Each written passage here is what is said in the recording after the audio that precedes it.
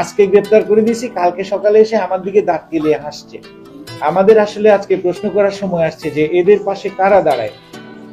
আমরা আসামি ধরে দিচ্ছি, আসামি ধরে দেওয়ার পরে খুব অল্প সময়ের মধ্যে তারা জামিনে বের হয়ে চলে আসছে এবং চলে এসে আবার তারা অপরাধে লিপ্ত হচ্ছে। এইটা আমাদের জন্য খুব চিন্তার বিষয়।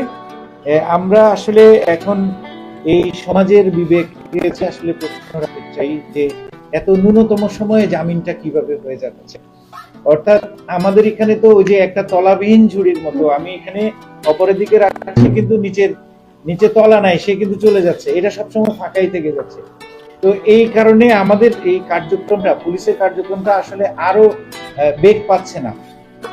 আমি ধরছি, ধরার পরে এগুলো মানে ধরার জন্য আমার যত কষ্ট পরিশ্রম হচ্ছে তার চেয়ে অল্প সময় এগুলো বের হয়ে যাচ্ছে।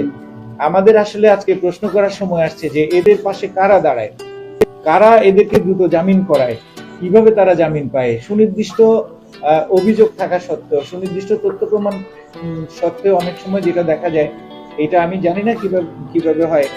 আমাদের হয়তো তদন্তের বা আমাদের রিপোর্টের কিছু ত্রুটি থাকতে পারে, দুর্বলতা থাকতে পারে, কিন্তু যেটা আমরা লক্ষ্য করছি সেটা হলো যে এই হারটা কিন্তু খুব দ্রুত, যার কারণে আসামি ধরে শেষ করা যায় না, তারা আবার মানে জামিন পেয়ে আসে। এবং আমাদের এই যে সাব ইন্সপেক্টর লেভেলের অফিসার যারা দুইজন বলছে যে স্যার আজকে গ্রেপ্তার করে দিয়েছি, কালকে সকালে এসে আমার দিকে দাঁত কেলিয়ে হাসছে। তো এইটা আসলে আমাদের জন্য, এইটা আমাদের সমাজের জন্য একটা মানে এই চিত্রটা আমাদের জন্য খুব বেশি সুখকর নয়।